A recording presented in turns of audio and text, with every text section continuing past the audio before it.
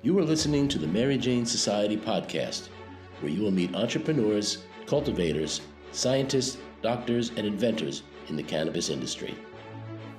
I'm your host, Pam Schmiel, marketer and publicist in the cannabis industry.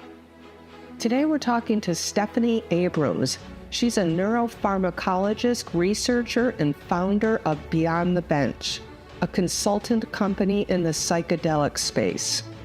As a neuropharmacologist, she deeply understands medical therapies, plant medicines, and clinical studies, and is a published researcher and writer. She designs and facilitates simple scientific trials and studies for plant medicine brands and psychedelic organizations and clinics. Today we're talking about what to consider when developing psilocybin-based consumer products. Let's welcome Stephanie. Just give us an overview of who you are and your company Beyond the Bench, and then we'll jump into the whole questions, which I thought would be great to focus on the psilocybin CPG product development portion of your company. So I was saying. Oh, sure. Yeah. Okay, sounds good. Okay. Yeah, so my name is Stephanie Carzone Abrams. I'm a neuropharmacologist by education. And currently I conduct research in the field of psychedelics. I'm interested in neurology as well as women's health. But I also founded a consultancy called Beyond the Bench. And we serve plant medicine and plant product brands, as well as all types of psychedelic science initiatives, whether they're companies or nonprofits, clinics as well. So I'll help more on the operations and strategy side. But a lot of these initiatives across the board are looking to do research or to develop a research program. And so my background in clinical research and writing different types of publications, scientific publications, I'm able to really lean on that and help people develop these research programs, and also use research as a tool to kind of advance whatever mission or goal they're striving to reach, whether it's a marketing strategy or using it for educational campaigns. It really can help build trust in their consumers, as well as differentiate themselves from a saturated market. What is the current state of legalization, and really mostly in psychedelics? In psilocybin right now. I feel like that would be the most mainstream, unless I'm wrong. I know there's a lot of MDMA, studies going on, but as far as going mainstream now with like CPG products, would you say psilocybin is pretty much the one psychedelic that people will be developing in the near future? And what is the state of that now in legalization and us being able to go forward with that? Right. It's a little bit different depending on where you are. So there's a lot of there are a lot of cities that have decriminalized psilocybin.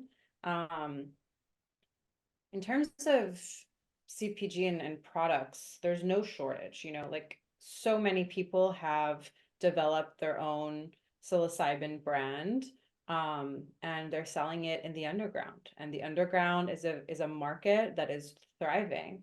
There are people in the underground that are also doing a fantastic job of creating products that are trustworthy and lab tested, and what they say is in the product is what's in the product. And they also, spearhead education and educational campaigns to inform users and consumers about safety, about harm reduction, about how to use their product effectively. And they're putting all sorts of information out there. And I think that people who are doing work like this are very high integrity.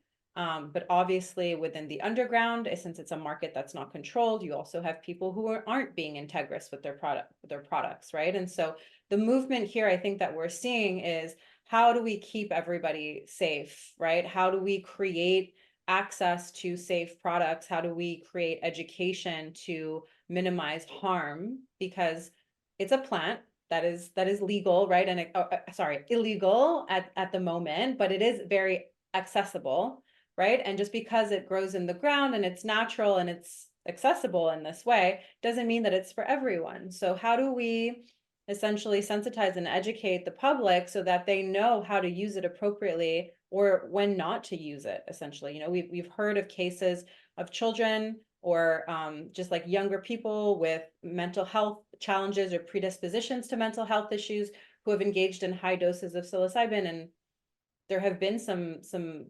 blowbacks. There's been some consequences on their mental health and on their health, and so we need to educate society. There's also been all kinds of issues with products that aren't integrous, you know, that contain chemicals that are not safe, and that's not divulged on the product label. So I think that we're seeing a decrim movement, like we see it in Oregon, we see it in Denver, and in other areas in Colorado. We've seen it in other states and cities. It's interesting because even if you pass like certain state laws, there are cities within that state that can essentially opt out. For example, Ann Arbor will decrim or has decrimmed, but the rest of the state has not, you know, so that's the kind of an example of that. And I think that there is a push for legalization, but we're also seeing this great push in the pharmaceutical industry where there's companies that are trying to develop psilocybin particularly to help support different types of mental health issues. And there's a variety of like isolates and synthetics, and I feel like the movement of legalization for all psilocybin and this like pharmaceutical movement are both in, like clashing, right? So like people who are with the pharmaceutical company that are trying to develop a drug here don't want across the board legalization. But at the end of the day, my opinion is that we need multiple pathways for access. Some people are going to want to go to the underground. Some people are going to want to access psilocybin in a ceremonial way, right? They'll want to go sit with a shaman and have a more indigenous traditional use. Some people are going to want to go the pharmaceutical route because they're going to want to have reimbursement, right, from their insurance companies. So at the end of the day, people are going to do what they feel most comfortable doing. Some people are going to need that reimbursement. Other people are going to want to go out of pocket for their own reasons or because they can. So we need these different avenues of access. And in terms of like the CPG brands, I mean, again, it's going back to the fact that I think some people are doing an excellent job and they're creating access for people. And at the end of the day, you just need to be as safe and as educated as possible. Whether or not legalization happens, the underground market will continue. Like we've seen it for years, and now I think it's at its peak since it's been developing. Yeah, I was wondering what your opinion was on that, because I've definitely seen a lot of products myself out there, but I wouldn't have expected you to be, think that they were. Well, some are great. I mean, some are Yeah, great. It's not, listen, like it's not an ideal situation to be in the business of illegal sales of anything, right? And it's not a great position to be in, to be at risk as a consumer, right? Purchasing an illegal product. I'm definitely not condoning or encouraging that. I'm just saying that there are people out there that are really trying their hardest to create access in a safe way by creating integrous products, and that certainly exists. Yeah. I mean, that's what's happening in the cannabis industry as well. There's a lot of people who, right. So I guess it's just the same thing. So again, thinking like mainstream products, if people developing this, what would you think would be the best use, therapeutic use for psychedelic products? If somebody was putting it out there, people for cannabis, sleep, anxiety, pain, like what are those main consumer interests in cannabis or psychedelic? Are we looking mostly at psilocybin? I feel like that's what people are mostly talking about, or that they're selling mainstream, but honestly, I have not taken a deep dive into what's in the underground. So I'll leave that to you, Yeah, I mean, there's, at the moment in the underground, I feel like everything is accessible. on the therapeutic above ground level, when it comes to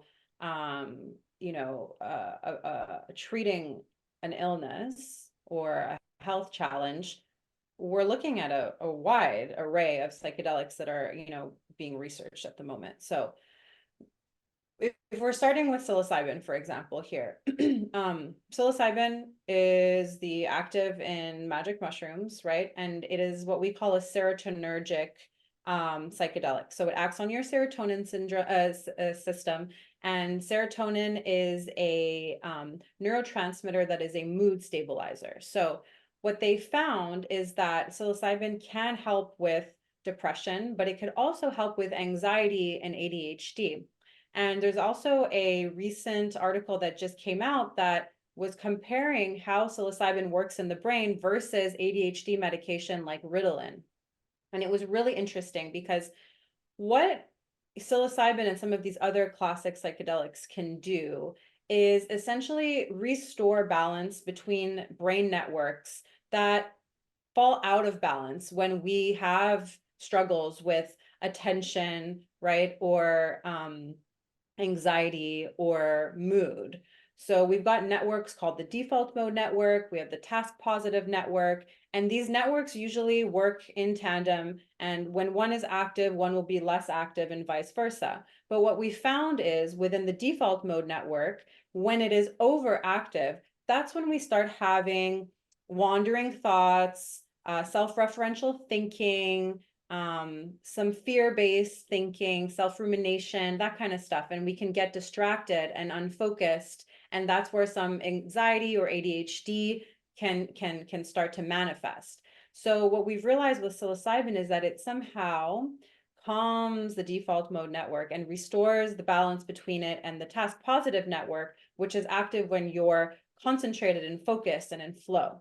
And then the other thing that we're realizing is that it desynchronizes the brain in a way that it doesn't happen when you are kind of in your regular state. And it creates and forges connections between parts of the brain that are not really communicating in our default state, right? And that actually helps with new ideas, new thought patterns that can better serve us, more creativity, more focus, more problem solving. And drugs like, ADHD medication, they'll calm you down to get you to focus, but they're not expanding your mind. They're not opening this window of neuroplasticity that we call in the same way as psilocybin. So the opportunity here for people is whether they're engaging with a large dose or a small dose, whether it's a microdose, which is a subperceptual dose, that's like something that's really gained in popularity over the last few years, is taking these small subperceptual doses, almost like supplements. People are finding that they're able to self-treat their ADHD or their anxiety or boost their mood so that they can grapple a little bit with depression. And this is happening as a solo practice, right? I mentioned people are self-treating, but it's also happening in therapeutic containers where people are meeting with providers and trying to engage with these medicines in a way that could help them on a much larger level. And a lot of what we're seeing in research and in clinical trials is that psilocybin is helping with existential distress and palliative care. So people who have terminal illness, people who are facing death, it's teaching them and helping them accept this next phase. And just because someone is terminally ill doesn't mean that they don't deserve, better care. And what we offer people right now in the therapeutic container is kind of mediocre. We're just giving them mental health drugs that are managing their symptoms, but it's not really helping them with that existential distress or helping them with their acceptance and in their palliation. So I think it's more compassionate care. I think it's definitely innovating that field. For example, in Canada, there's a special access program. So people are able to petition to Health Canada and explain, with the help of their physician and their therapist, but explain why they should have access to these therapies when previous therapies have fallen short for them. And some people have been able to access these medicines outside of a clinical trial. You mentioned how, cannabis is used for pain and sleep. The same thing for psilocybin. We're seeing that there can be a restoration of one's circadian rhythm. We're seeing that it is being looked at for pain, whether it's migraines or cluster headaches or chronic headaches. There seems to be an anti-inflammatory effect, a nociceptive effect that can help mitigate pain. But also because of that psychedelic piece to it, there's an opportunity here to work on one's perception of pain as well. And again, with all psychedelics, it's easy to look at them as like just another drug to treat a symptom or to cure an illness. But beyond that, it's psychedelic-assisted therapy that we're trying to focus on here. So every, illness or chronic or terminal illness will come with a mental health challenge because your quality of life has been affected, because you yourself have been affected by this, illness. And so here's an opportunity to treat the whole person. Here's an opportunity not to just prescribe another drug for a symptom, but to actually treat the mind, the body, and the spirit. And that's where the therapy is so important, because we have to work on the impact on one's mental health and the impact on our family construct and our relationships. And so I think that on the therapeutic side, the whole movement of psychedelic assisted therapy is showing the entire medical field that we have an opportunity to do a lot better, right? And to not just be prescribing and pushing pills without supporting these human beings and their families. And then when it comes to developing like a self-practice like microdosing, I mean, it's really interesting that with these tiny doses that are sub-perceptual or barely perceptual, that are definitely sub-hallucinogenic, people are reporting all kinds of improvements on their lives. And I'm part of a nonprofit called the Microdosing Collective here in California. And we're doing research and advocating and educating people about safe use. But we're also working with a lobbyist to see if we can pass some sort of measure that could include a program that legalizes this practice at home, that will essentially demonstrate that this can be done safely. I feel like education and medical screening is needed, but that all in all, it could be done safely for many, many people, and really impact their lives in a positive way. And for people who don't want to engage in large doses, there are different protocols that you can read about. So things that have been researched, lots of anecdotal evidence. Paul Stamets is a very well-known mycologist, and there's something called the Stamets stack, where he combines a sub-perceptual dose of psilocybin with niacin and with lion's mane. And lion's mane is a functional mushroom. It's also a culinary mushroom. It does not have any psychedelic properties, but it has so many health benefits for your brain and your body and your heart. A lot of people report that they can actually feel it working, like when they take it daily, they feel more focused, they have better memory. And there's an incredible amount of research on lion's mane, actually, because in the East, it's been a practice to consume lion's mane. And so there's been a lot of research there, and it's being researched for all kinds of like neurodegenerative diseases to maybe halt Alzheimer's or even be preventative of Alzheimer's. So super, super interesting. But his stack involves those three. So it's a protocol that's 4 days on, 3 days off. And yes, the taking the days off is important because a tolerance will build up, right? And so it's important to take some time off. But also it seems like these protocols seem to last for about 3 months, and then you're encouraged to stop. And we don't know the long-term effects of microdosing. People traditionally have only consumed large doses of psychedelics, and it only occurred to us recently that you can engage in little doses and perhaps, feel some sort of benefit. And there are also, there are papers that have come out and have said, you need to be very conscious of your heart health if you're going to be engaging in some of these. And I'm happy to see that those topics are being brought to light. And then there are other protocols that are like 2 days on, 1 day off.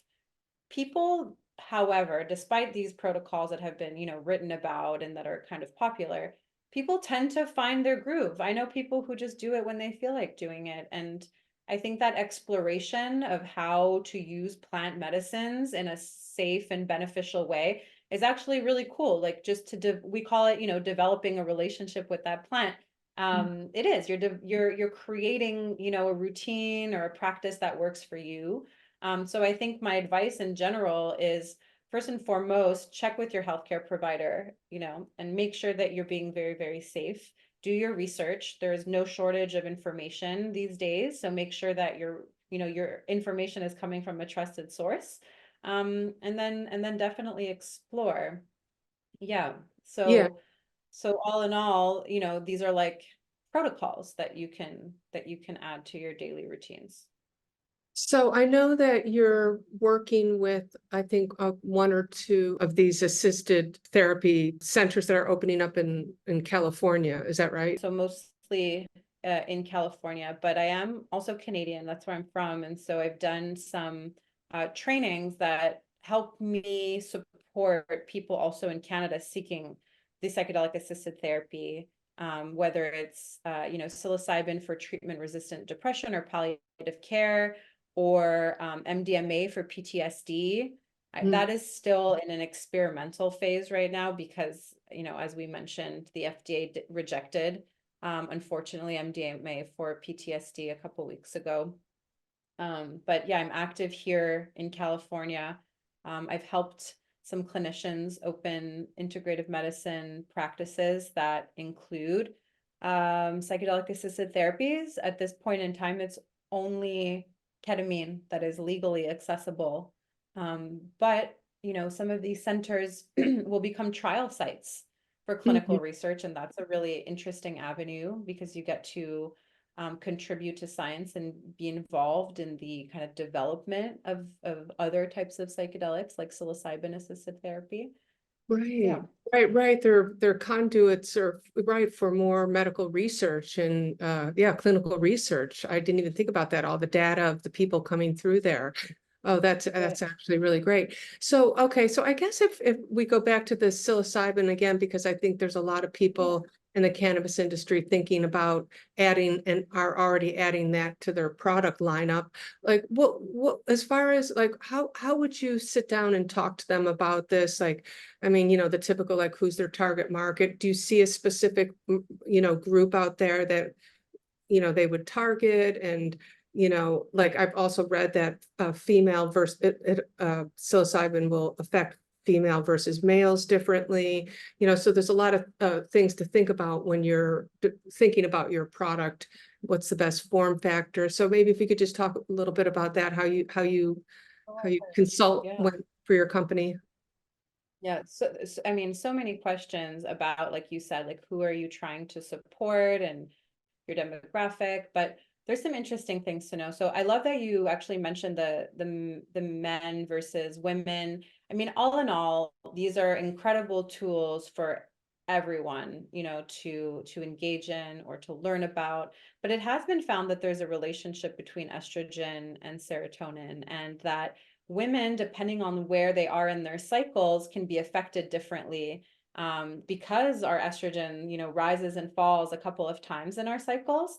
And so what that has shown is beyond, the felt experience and the connection you might have with this plant, there's an opportunity to develop therapies that could specifically help women.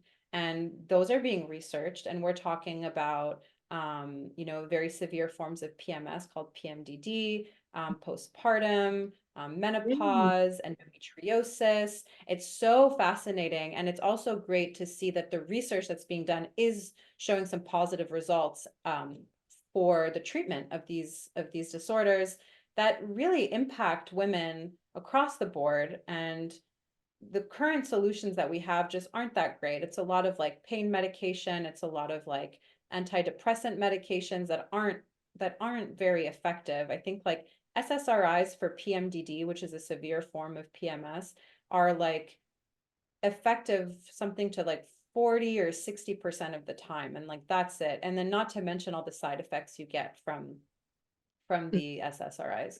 So there's an opportunity here that's very, very interesting.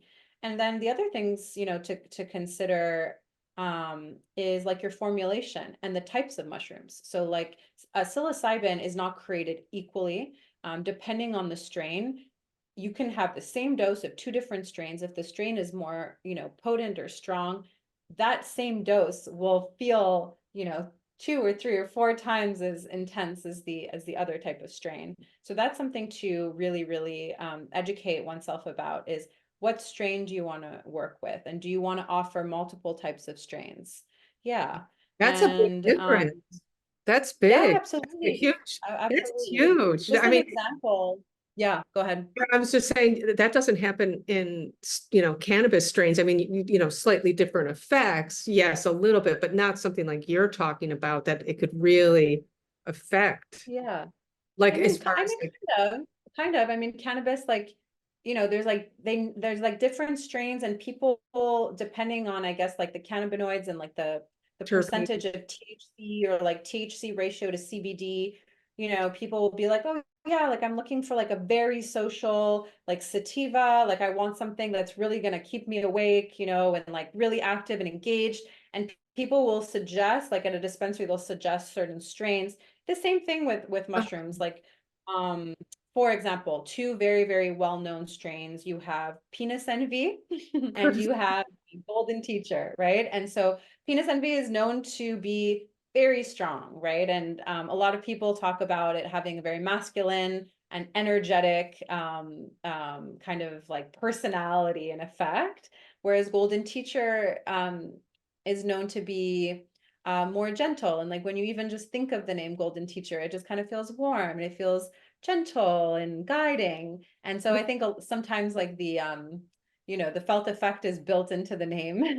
Yeah, Not always though, right? So you still have to, like educate yourself a little bit. But yeah. at the end of the day, you have to figure out, what strains you want to work with. And that comes from, maybe trying them yourselves or studying them a little bit. And then the other thing is that you have to think about what formulation. Do you want to do a capsule, gel capsule? Do you want to work with a tea, a tincture? There's all kinds of gummies, chocolates, right? And so what do you want to do? And they're again, it's not created equally. A tincture is going to be an concentrated extract that you put in your mouth under your tongue and will be absorbed a lot quicker into your bloodstream because it's absorbed by the gums in your mouth. And so that's like a direct access almost to your bloodstream. You swallow anything by mouth, now you have to work through metabolism, right? And so the bioavailability of that mushroom is reduced. And if you have food in your stomach, and what did you eat? When did you eat? All of these other factors now come into play for sure. Same thing with gummies. And so I think these questions are really, really important when you're developing a product. And then the other thing is that, we talked about integrity in the supplement world, and especially in the underground market, there's no real control. You can say whatever you want and print whatever you want on a label. Nobody's really checking after you, especially if we're talking about the underground market. And so what I say is that there's a responsibility and a duty to be very forthright and transparent with what's in your product. But there's also something more that you can do depending on what your product is and what you want your exposure to be. But certainly if you're working with legal plants and mushrooms, you can conduct a very simple research study. You can start very simple with like an observational survey where you ask people about your product. And you could even get into questions about their quality of life, their mental health, their well-being. And you can do kind of this like before and after type of research. And then you could even go as far as like a full-blown, clinical type of study if you want to invest in something like that. And what that will help with is building consumer trust and showing that you've gone above and beyond to demonstrate how your product works, that your product works, that it's safe. And you can have all kinds of research questions, and there's many ways to do this. A lot of people think that you need to be partnered with like an academic institution. But you don't, like I will partner with plant brands, and I have a partner that has a platform that will host the study. It's called Chloe by a group called People Science, and I will design the entire research project, and then we'll host it on Chloe. And it is a HIPAA compliant, it checks all the boxes of what you need for this type of research, anonymity and privacy, and people could essentially download this app and participate in the research. And again, you can do it two ways, where if you wanted to publish your results in a scientific journal, we could go and get ethics approval. If you don't want to publish it in a scientific journal, then we don't have to do that. We can still write up anything you'd like, whether it's a blog article or like a full-blown white paper. There's just so many options. And I think it's really awesome to see these like plant brands contributing to science this way and committing to demonstrating to their consumers and future consumers all of this data and important research about their products. Yeah. Oh, no. I mean, it's so important. That's so interesting to know. That's a great insight that you could do something like that so easily. Because I think a lot of people are really afraid of the cost of clinical trials and things like that. So, well, what about manufacturing challenges? Somebody says, okay, I want to get into this. I want a long line of chocolates. Like, where would they do this? How difficult is the manufacturing? Is it an extraction process like cannabis, and then it becomes an oil, and is that basically it? And so they have to find some sort of extraction facility? Yeah, there's different kinds of extractions. Yeah, there's different kinds. Like we've heard of like, acidic ones, and people do with like lemon tech, and there are different kinds of extractions, even the double extraction. And this isn't my real area of expertise, where I could outline all of the methods of extractions and tell you, pros and cons to both. But I can tell you that there are better extraction methods than others.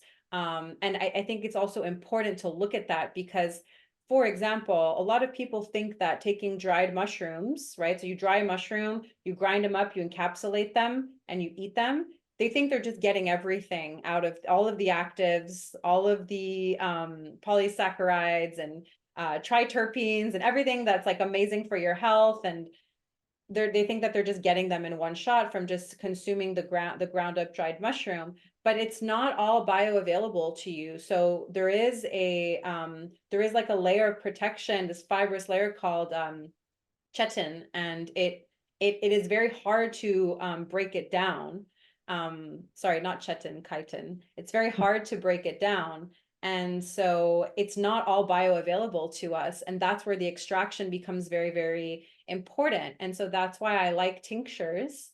But the downside to tinctures is that oftentimes, and most of the time, they're stabilized in alcohol. And for some people, that can become a problem if they're taking like 10 tinctures every morning. Like I've even had this one time where I switched all of my capsules to tinctures, and they're all stabilized in like cane sugar alcohol. And I was taking like 10 different tinctures in the morning on an empty stomach. Well, yeah, I ended up with like acute gastritis. Like I was having almost like an ounce of alcohol every morning. And I Oh was noticing that I was getting my like some heartburn, and I was having stomach aches, and I was like, all right, this isn't going to work for me.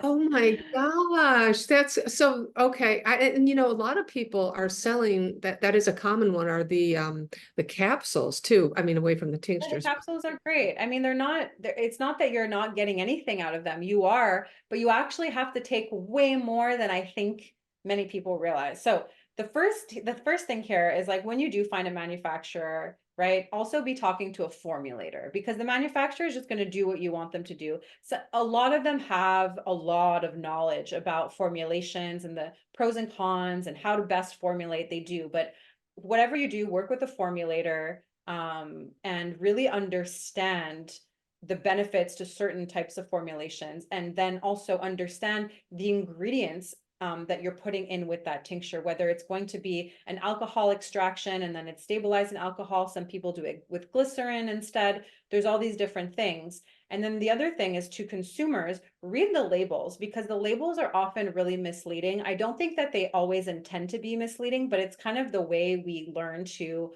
like digest that information. sometimes it'll say, you know, like this product is made up of like 5 different mushrooms, and this is the amount of each mushroom that you find, right? And then you're looking at that and you're like, okay, so how much do I take? All right, I take a scoop of that every day.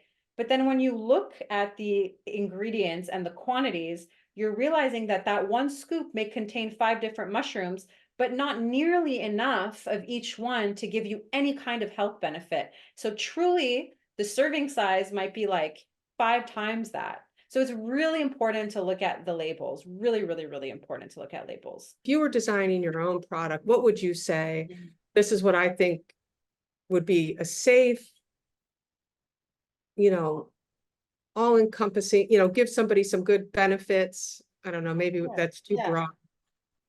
Yeah, well, I'll say this. I really enjoy what we call stacking.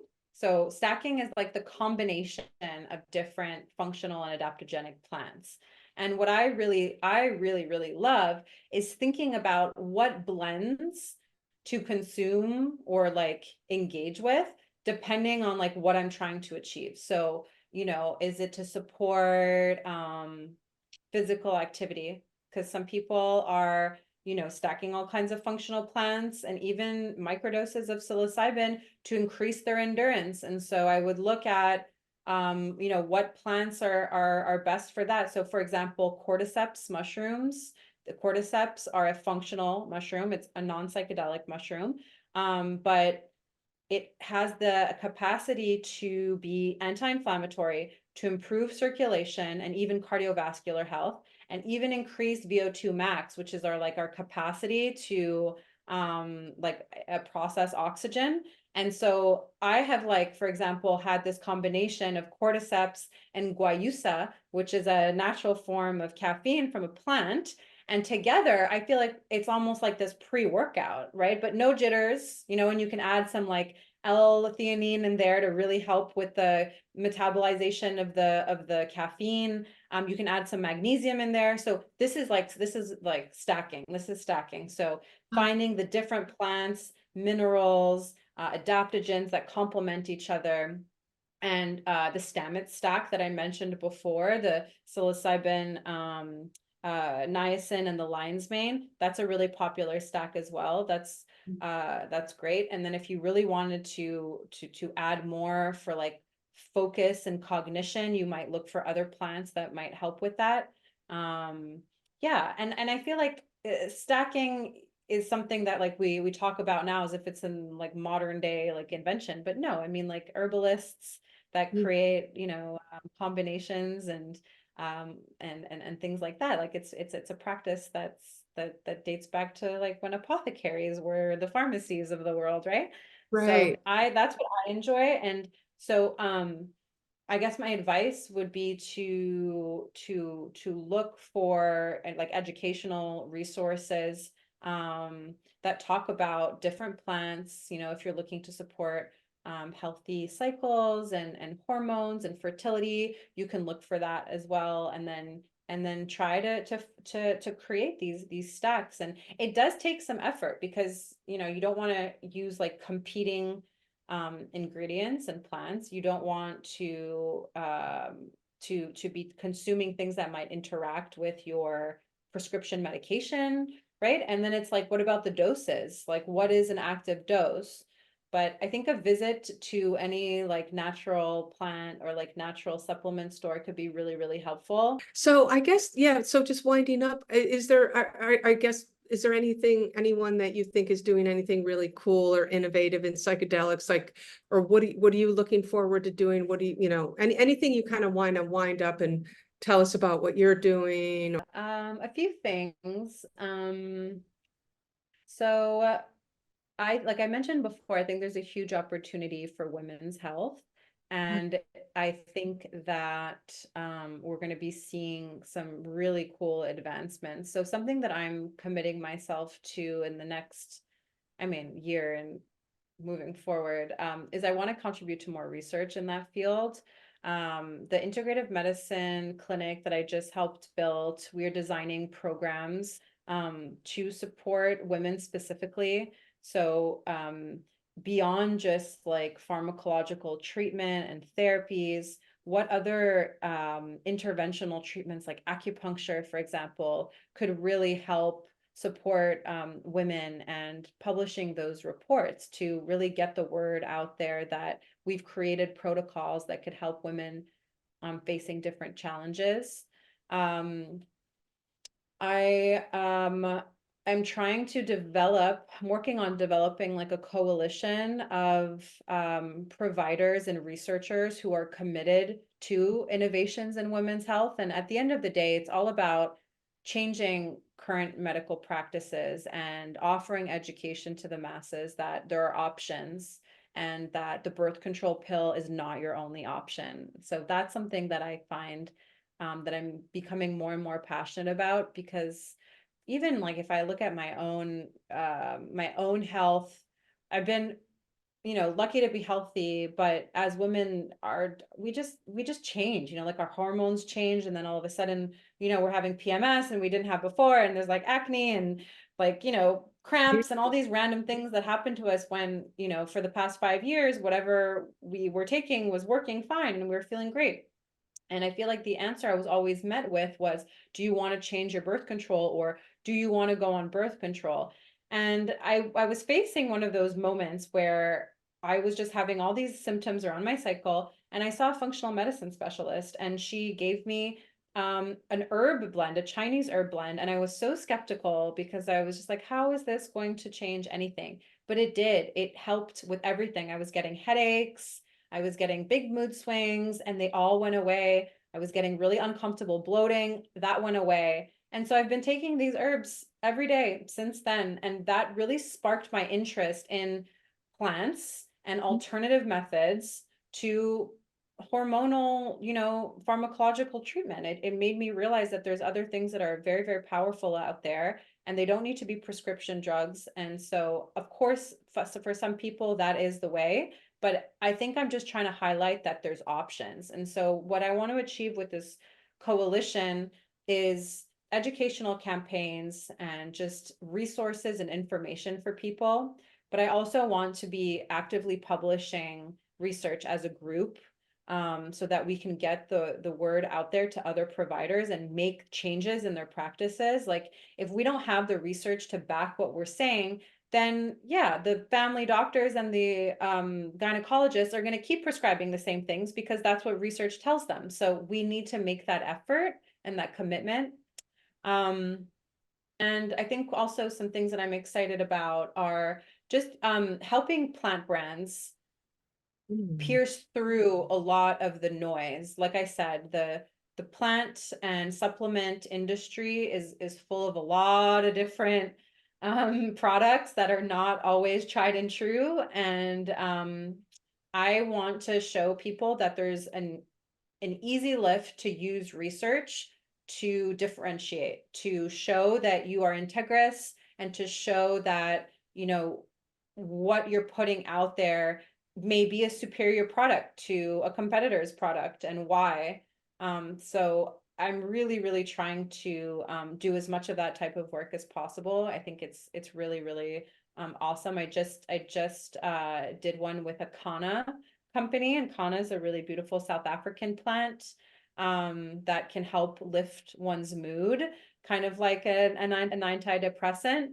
So it can help stabilize and ground and calm anxiety. But what's really awesome, because we were talking about, both recreation and therapeutic, is that people are finding that in larger doses, it's also giving them this like pep in their step, and they're using Kana in social settings instead of alcohol. So that's really interesting.